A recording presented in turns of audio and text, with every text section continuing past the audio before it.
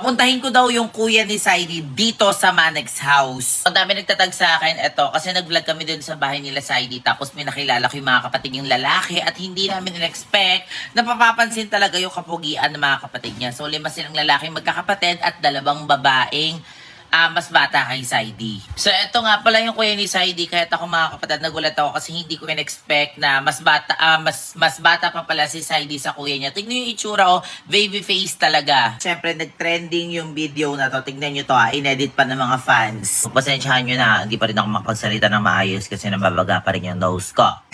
Yan, yan.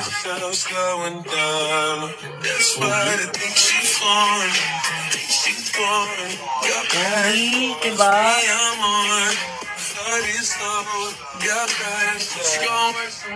Eileen, what's your bag? YSL, 80,000 pesos.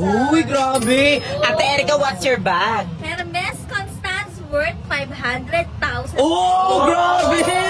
Ikaw ba, what's your bag? Hermes Constance. Hello? 503. Ay!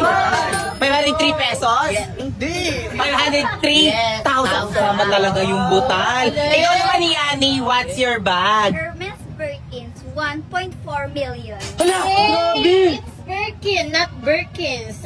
Dahil inuna mo yung bahay niyo bago ako bumili niyan. Anong inuna yung bahay, sis? Nangilam ka na. Nangingin. O, tama na may bahay, dida, sis. Oy, grabe ka. Ikaw naman. Ikaw naman. naman. What's your bag, Susie? Hermes Birkin, 1.1 million. Hala, ba't gano'n? Ba't mas mura yung sa'yo? Fake yata yun, sis eh. Kasi latest to.